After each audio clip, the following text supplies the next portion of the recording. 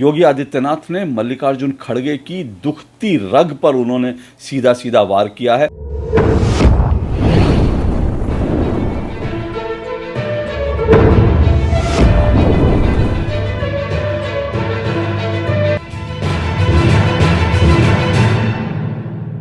कांग्रेस के राष्ट्रीय अध्यक्ष मल्लिकार्जुन खड़गे मन ही मन में पछता रहे होंगे कि आखिर उन्होंने किस मनहूस घड़ी में उत्तर प्रदेश के मुख्यमंत्री योगी आदित्यनाथ पर अपनी एक सभा में राजनीतिक हमला कर दिया।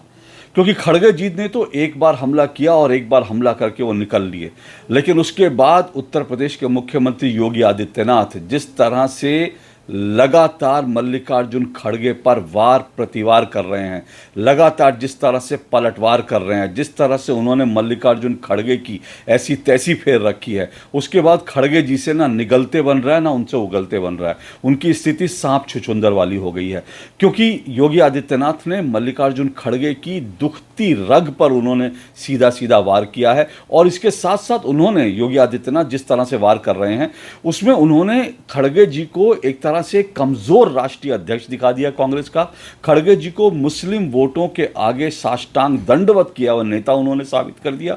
और इस तरह से मल्लिकार्जुन खड़गे की योगी आदित्यनाथ ने ऐसी तैसी फेर दी है। इस सारे राजनीतिक ड्रामे की शुरुआत तब हुई जब मुंबई में मल्लिकार्जुन खड़गे ने अपनी एक सभा में उन्होंने सीधा सीधा योगी आदित्यनाथ पर वार कर दिया। क्योंकि मैंने आपको पहले भी बताया था कि योगी आदित्यनाथ ने जो बटेंगे तो कटेंगे का नारा दिया ना, वो इतना प्रभावी नारा हो रहा है कि पूरा का पूरा जो विपक्ष है वो इस नारे से बौखलाया हुआ है। इस नारे का जवाब अब तक नहीं ढूंढ पाया।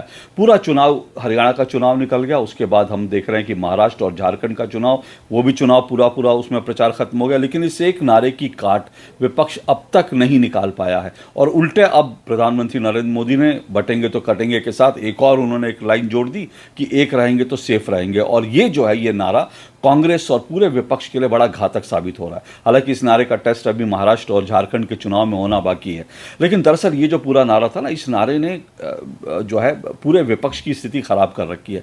अब इस जब नारे का जवाब नहीं मिल पा रहा है तो स्वाभाविक रूप से नारे को देने वाले जो योगी आदित्यनाथ हैं उन पर लगातार वार हो रहे हैं, उनके ऊपर जो है निजी हमले हो रहे हैं।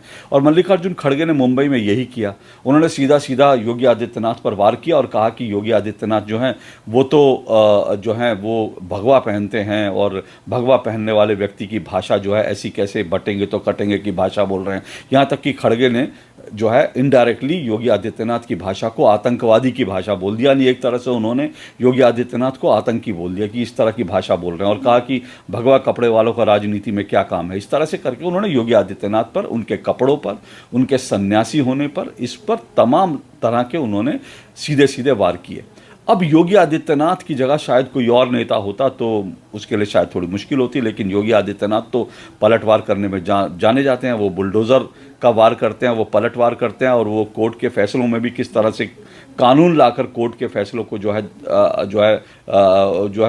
निष्प्रभावी कर देना, वो सब अच्छी तरह से जानते हैं।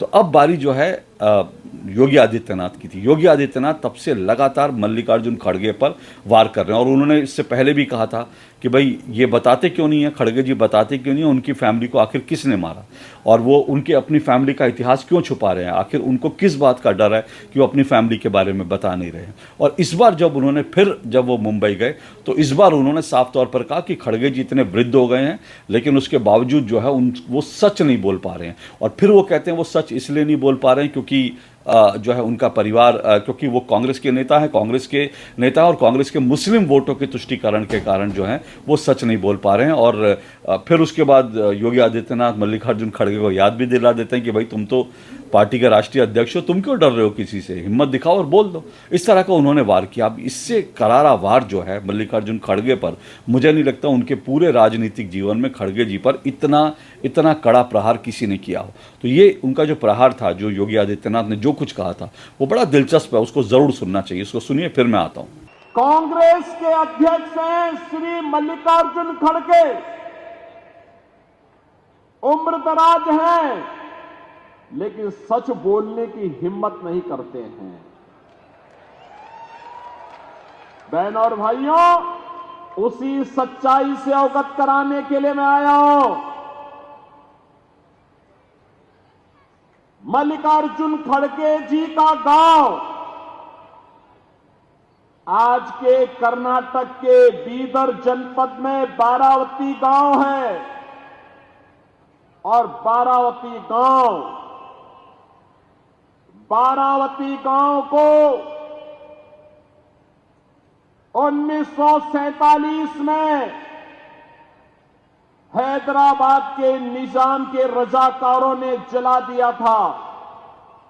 खड़गे जी की मां, उनकी चाची, उनकी बहन उसमें जल करके उनकी दुखद मृत्यु हुई थी।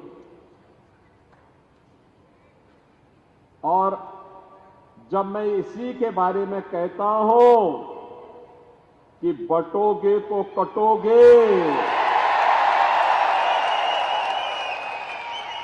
तो खड़गे जी को बुरा लगने लगता है। खड़गे जी, सच्चाई को स्वीकार करिए, जनता जनार्दन के बारे में सच बताइए कि निजाम था कौन, ये निजाम था कौन और इसके रजाकार थे कौन, जिन्होंने निर्ममता पूर्वक हिंदुओं का कत्लेआम किया था। क्यों नहीं आप उस सच्चाई को जनता के सामने रखते हैं?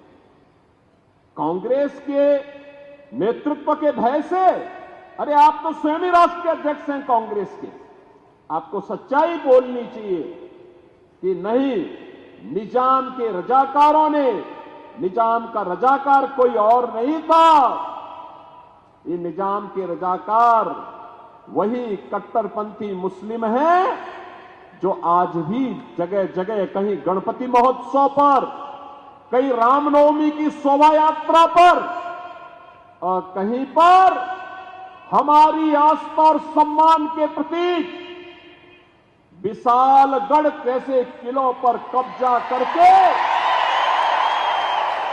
भारत को अपमानित करने का कार्य कर रहे हैं। तो सुना आपने। तो दरअसल खड़गे जी के परिवार का इतिहास जो है ना, वो एक ऐसा इतिहास है कि जो निज़ाम और रजाकार थे हैदराबाद के, जिनकी पीढ़ियां, जो असदुद्दीन ओवैसी जिनके खानदान के आज वारिस बताए जाते हैं, तो ये जो रजाकार थे और निज़ाम थे, ये 1946-47 में हिंदुओं का कत्लेआम चल रहा था। उस वक्त हैदराबाद था, ये संयुक्त हैदराबाद था। वरवट्टी गांव है जहां पर जो है खड़गे जी का परिवार रहता था और जहां के मूल निवासी हैं वरवट्टी गांव। अब तो वो कर्नाटक में है, लेकिन वैसे उस वक्त तो संयुक्त रूप से जो हैदराबाद स्टेट था वहां था। अब वहां पर जब निज़ाम की जब सेना जो है, उनके जब रजाकार हिंदुओं का कत्लेआम कर रहे थे, तो उसी में खड़गे जी का जो घर था, उनका जो पैतृक घर है जहां उनके पिताजी रहते थे, उनके घर को रजाकारों ने आग लगा दी थी। अब ये जो आग लगाई थी उसमें खड़गे जी के पिताजी उस वक्त खेत में थे, गांव में थे। तो खड़गे जी उस वक्त 3 साल के थे और वो तो बच गए, लेकिन उनकी माँ, उनकी बहन, उनकी चाची, उनके परिवार के कई लोग जो है उसमें जिंदा जलकर मर गए। अब ये बात जो है, अब सवाल ये है कि इस बात को खड़गे जी को कहने में डर क्यों लगता है? ये बात अब ये बात जब योगी आदित्यनाथ कह रहे हैं तो खड़गे जी के लिए इसका जवाब देना मुश्किल है, क्योंकि अगर खड़गे आज कहेंगे कि हाँ मेरे परिवार को रजाकारों ने मारा, मेरे परिवार को निज़ाम ने, तो फिर उनका जो मुस्लिम वोट बैंक है कांग्रेस का, वो बड़ी दिक्कत हो जाएगी। अब मुझे तो हालांकि ये भी समझ में नहीं आता, खड़गे जी जिनके परिवार को इस तरह से रजाकारों ने मारा, उसके बाद वो मुस्लिम अपीजमेंट, मुस्लिम तुष्टीकरण के लिए इस हद तक कोई व्यक्ति कैसे जा सकता है, जिसका पूरा के पूरे परिवार में, जिसकी माँ बहन को जो है रजाकारों ने मार दिया हो, निज़ाम के आदेश से मार दिया हो, वो मुस्लिम वोटों के लिए इतना हद तक वो जो है कैसे समझौता कर सकता है? आप अपने परिवार के, आप अपने परिजनों के, आप अपनी माँ के हत्यारों को कैसे भूल सकते हैं? लेकिन राजनीति है, राजनीति में सब कुछ हो जाता है। तो अब यही जो राजनीति है, इस राजनीति के लिए मल्लिकार्जुन खड़गे चुप है। हालांकि वो, उनके बेटे ने भी कहा, प्रियंक खड़गे ने भी इसको 2 साल पहले इसको लेकर एक इंटरव्यू दिया था, और खड़गे जी भी अब कहते हैं कि हाँ मेरे परिवार को मार दिया, और वो इस तरह से वह शहीद बनने की कोशिश कर रहे हैं कि भाई मेरे परिवार को ऐसे मार दिया। लेकिन भाई साहब, अगर आप परिवार के शहादत की बात कर रहे हो, परिवार के बलिदान की बात कर रहे हो, तो बताओ तो सही परिवार को मारा किसने और क्यों मारा, ये बताओ। ये बताने में आपको क्यों डर लगता है? और यही उनकी जो है कमज़ोर नस है, जिसको योगी आदित्यनाथ ने दबा दिया।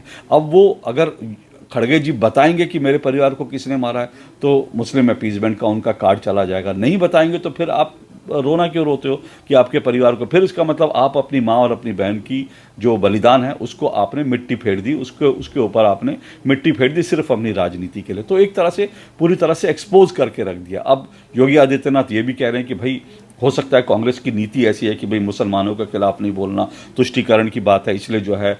लेकिन अब जो योगी आदित्यनाथ खड़गे जी को ये भी याद दिला देते कि भाई तुम तो राष्ट्रीय अध्यक्ष हो, तुम क्यों डर रहे हो। तो जो मास्टर स्ट्रोक जो है और मास्टर पलटवार जो है योगी आदित्यनाथ ने किया, उसका जवाब मल्लिकार्जुन खड़गे के पास नहीं है। इसीलिए मैंने कहा कि खड़गे जी आज मन ही मन पछता रहे होंगे कि भैया किस मनहूस घड़ी में मैंने योगी आदित्यनाथ से पंगा ले लिया है। पंगा उनको बड़ा भारी पड़ गया है और योगी आदित्यनाथ अभी उनको छोड़ेंगे नहीं। अभी तो फिलहाल चुनाव प्रचार थम गया है, लेकिन जब कभी मौका मिलेगा तो योगी आदित्यनाथ जो है वो खड़गे जी की पूरी तरह से उनको खड़काते रहेंगे। और इसके बाद जो है मुझे लगता है कि बाकी जो नेता हैं विपक्ष के, उनको भी 10 बार सोचना पड़ेगा कि योगी आदित्यनाथ पर कोई हमला करें कि ना करें, करें तो किस तरह से करें, क्योंकि उसके बाद योगी आदित्यनाथ तो खाल खींचने के लिए जाने जाते हैं। तो ये योगी आदित्यनाथ ने कर दिखाया और पंगा लेना उनसे बहुत भारी पड़ गया है खड़गे जी को। आज के लिए इतना ही। नमस्कार।